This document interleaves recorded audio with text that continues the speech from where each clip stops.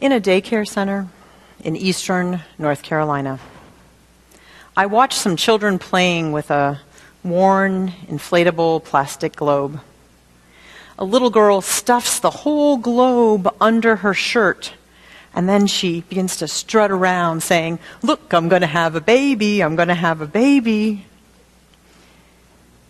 About 2 decades later, I'm watching another child about the same age play. And this child is playing a simple game on an iPad, very engaged, enjoying himself playing this game. His parents are both with him. They're texting on their cell phones.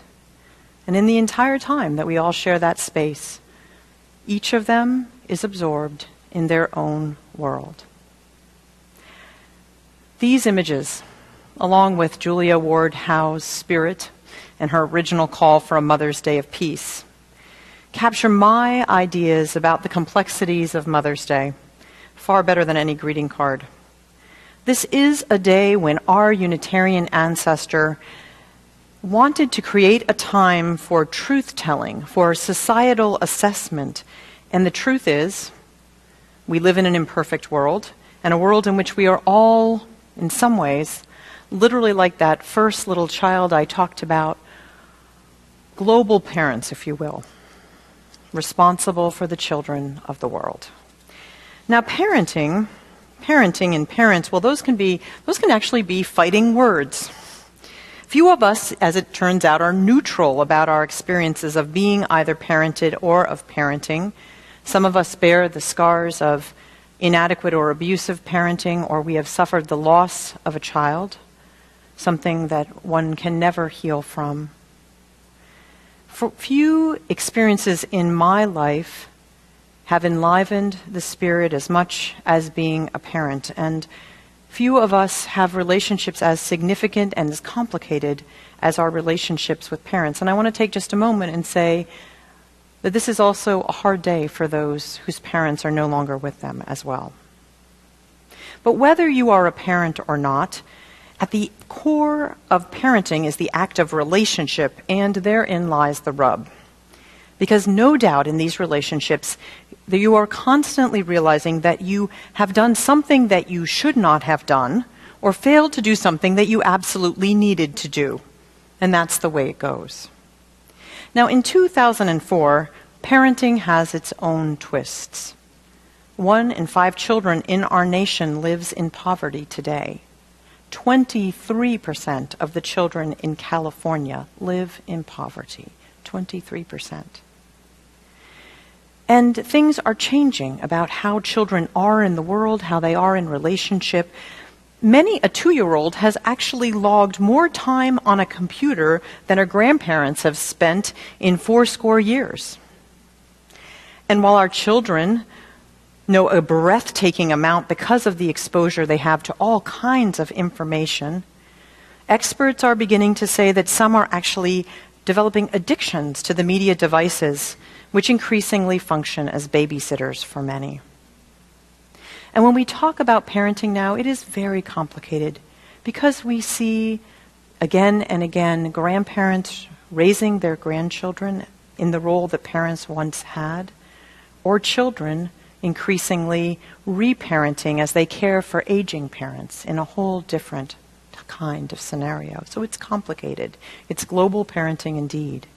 So this morning I'm going to invite you to think about our own children, our grandchildren, our nieces, our nephews, or also the children of all of our small and increasingly shrinking planet. Because one thing has become clear about all of this, that as we think about the challenges with any one of these relationships, that we need some help. And one source of that help are the classic teachings of the world's religions, the timeless principles about how to reconnect to that most sustaining and renewing kind of relationships. These are essential survival tools, you would say. Now, Jon Kabat-Zinn, who's done a lot of work on meditative practice, had wrote a book with his wife Mila about spiritual parenting, about mindful parenting, and he says this: I believe that spiritual practice is actually about life, not about retreat from life. The real work of spiritual practice in any tradition is to come to a deep understanding about what it means to be a human being. Now, sometimes, he says, it's wonderful to sit for long periods of time very, very still. But for most of us, that can only happen occasionally. The real meditative practice is to open up to the full range of what happens in life. And parenting is a fantastic arena for doing that kind of spiritual training. It's as much a potential door into enlightenment as anything else. So there are many spiritual traditions that might inform us, and today I want to pull a couple things. I've pulled 5 things. This must have been the issue of having all these 6-word tributes. I have all these five words that I got stuck on. But I want to look at 5 things: attention, adoration, action, anchoring, and acceptance. And I have to say that because in a moment of foolish whimsy, I actually mentioned tweeting in my sermon title, I actually have developed a 140-character introduction to each one of these topics. Just think of it as haiku with more syllables and a few less lines. Here's the first one. Attention. Attention is the payment we offer to be sure that those whose nurture is in our care will be given as much safety and security as possible. In other words, pay attention to what is actually happening. Now, paying attention is a central tenet of Buddhism, of course, mindfulness. Many other great traditions of the world also suggest that we develop practices to ensure that we don't go through life numbed and distant, but rather we choose to be alive and engaged in the world. So being aware of the choices that you make is critical in a world where children are increasingly targeted by a consumer ethic that begins really shortly after they are born. We can be aware of what we want children in our lives who are beloved to us to believe, but unless we are actually paying attention to what they're actually seeing, what they're actually being exposed to, this may just remain an ideal. We need to stay tuned in to what's really happening and not let a false or idealistic sense let us miss what's actually happening around us and those we love. For example, it might actually be true that those darling girls that we've known, they've lived down the street from us for a long time. We've watched them grow up and learn to ride their bikes, but actually it might be true that they are now cyber bullies and targeting other kids in their school. And it might be true that our kids are getting into dangerous things, dangerous norms of proving that the world is violent, taking that violence out on themselves and undermining themselves and also harming themselves physically and emotionally. It might be true. Or that your teenager who insists that foul language is the right of her generation might also be using that same language to ask you, not directly, but for limits. You know, in our scientific method, which is something we value here, paying attention is essential. It's how we collect data. It's how we get information. But we need to keep that same ethic as we parent, because we live in a world in which our youth are increasingly drawn into the worlds of dystopia rather than utopia, with books like Hunger Games and shows like Twilight and Walking Dead and popular games such as Halo and others. Not things that necessarily are bad every time they're used, but bad if they become the only frame of meaning, which begins to affect a young life. So I think that my poor, small list of Twitter followers was a little confused yesterday, because I finished my 140-character versions of these 5 things, and then I put them all on Twitter. And they probably were particularly perplexed about this one. Adore what is worthy of praise and praise your beloved ones, for praise is countercultural in a world of unceasing criticism and cynicism. Now, I was raised completely outside of any kind of religion. And one of the things I found most puzzling when I went with my friends to their religious communities and observed their religious rituals was this idea of adoration or veneration of some person or an icon or some figure. In the Islamic and Jewish traditions, as we know, there are many figures like Muhammad and Moses who serve as larger-than-life role models in a world in which that can seem very strange and outdated. But we should think about how bad that is. How bad is that in a world where otherwise the role models that many of our children have are the characters from reality TV shows? Rock stars whose lives are about spreading their wealth in flamboyant and often destructive ways. It might not be such a bad thing. You know, we can think of the veneration of a saint or an icon as a very strange thing, but how many of us have stood on the edge of a canyon or gazed out across the ocean and felt that same idea, that same sense of awe and wonder, and doesn't that come from the same place? Maybe adoration in our particular tradition is our willingness to affirm what is positive in the children we know and to love them and let them know we love them in a culture which too often puts them down and belittles them time and time again. You know, we know that hate speech is epidemic, and that's what our children learn. And there are projects now to try to counter that, to try to ask that actually in our public life, in our engagements in our city halls and in our legislatures, that we look at how we are speaking to one another and we think about what is justifiable in our public discourse. You know, even without that kind of extreme example, what child does not need to know that they are loved despite the fact that they emptied the trash and failed to replace the garbage bag? Or that they have once again sinned against the toothpaste tube by failing to reconnect it with its top? Or that though the towels lie a-moldering on the floor, that they, the would-be towel tenders, are not condemned to an eternal hell, you know? It is so easy in the course of our busy lives to focus on the negative and not take the time to affirm the positive. So here's another tweet. Act from your deepest principles and let your children witness what you do, even if they will think you more nerdy or uncool for these acts.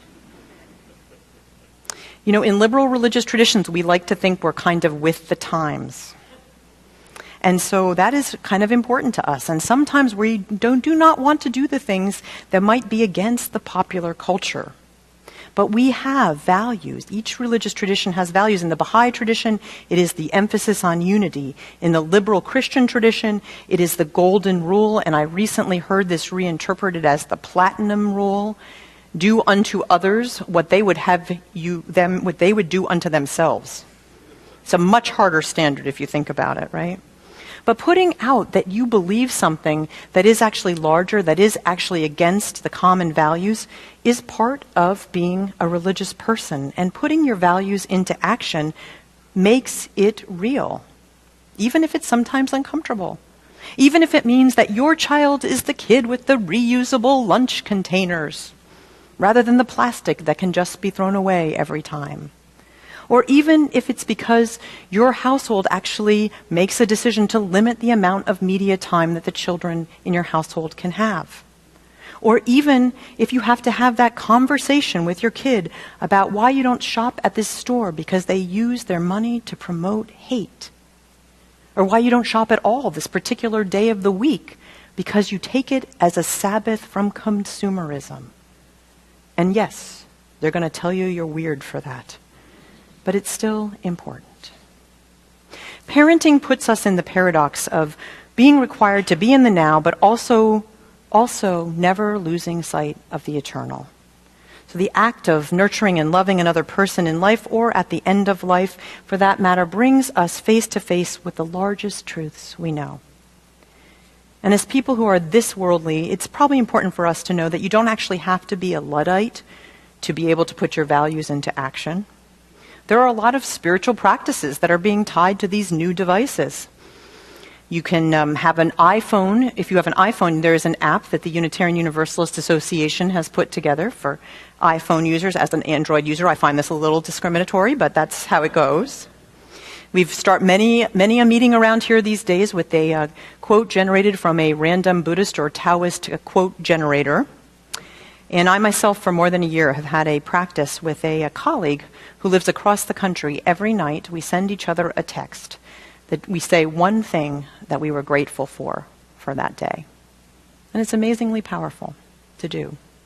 Last night, I saw another example of this. My son and I engaged in a battle between Siri and OK Google. We asked both the question, what is the meaning of life? And I want to tell you, there was a lot of theological diversity in the answers. So it's not about disconnecting from everything that is new. It's about how we use them. So here's another 140-character strike. Anchoring one's life in values means being bound to something larger than one's own needs, cultural whims, and the pursuit of selfish pleasure. A lot of this has to do with giving our children the tools to take apart what is given to them every day and think about it on their own, which is a very valued part of our tradition. I want to read you the deconstruction of an ad. This is by a 12th grader, a high school senior named Jordan Eckel. He won a national contest sponsored by the Media Literacy Project, and this is what he wrote. This ad for American Crew appeared in Car and Driver. There is one white man, possibly in his early 20s, leaning up against an expensive car with 3 white, very young women with long flowing hair to emphasize their product. The 3 women are half naked and wearing provocative clothing with very small shirts, exposing a lot of cleavage and significant amounts of stomach. Their jean shorts would more accurately be described as underwear, revealing half, if not more, of their butts. The 3 women are all grouped around the man. On top left of the ad, there is the logo and motto, American Crew, official supplier to men. And next to the brown bottle in the ad, it states, you can never be sure where your night is going to take you, but when you've got the kind of look that drives her wild, you can be sure it's going to be good. Find your look, your grooming product, and your hairstylist at AmericanCrew.com. And then he writes, along with the people and product locations, there is a quote in all capital letters, drive her wild. So here's a kid who has been given the tools to look at what's around him and unpack it and look for some other truths within it. Our kids need skills to fight the consumerism that is all around them, and we have to be willing to not only get them access to the things they think they need, but also balance those things with helping them understand the value of time spent with someone you love, of a hike in a beautiful place that actually has no cell phone coverage, or a game that is played with moves rather than microchips. We need to give them that counterbalance. So here's my last tweet, and it was actually retweeted in the middle of the night last night. I was very excited.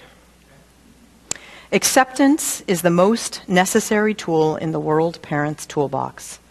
Without it, life offers true disconnection between desire and reality.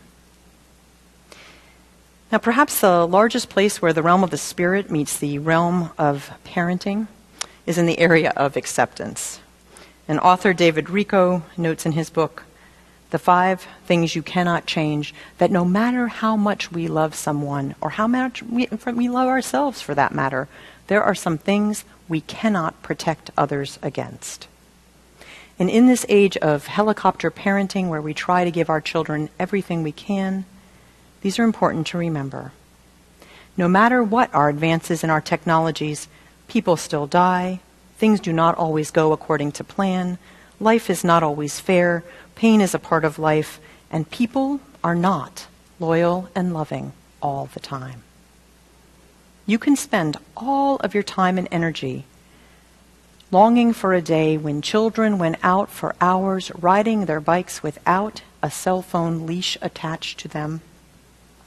You can be nostalgic for days when children did not have access to walk into stores that sold synthetic drugs that are now proving to be addictive and psychologically dangerous, which they can buy as minors.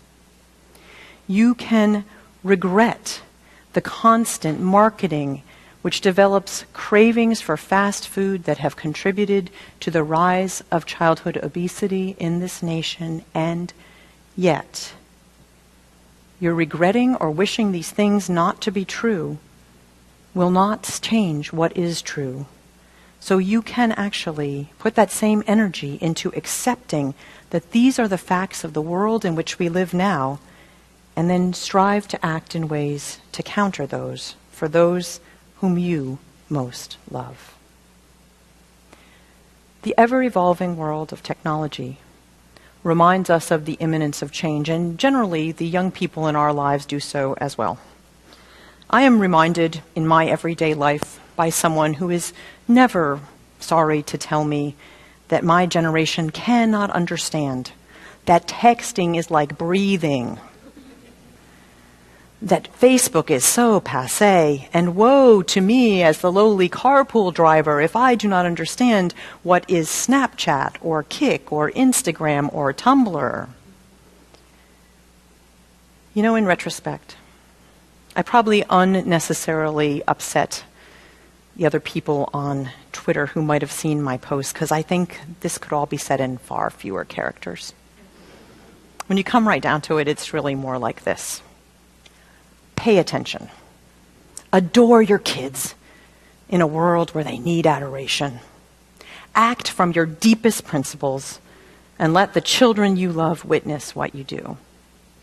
Anchor your life in values larger than your own needs. And accept that life is change, and live it anyway.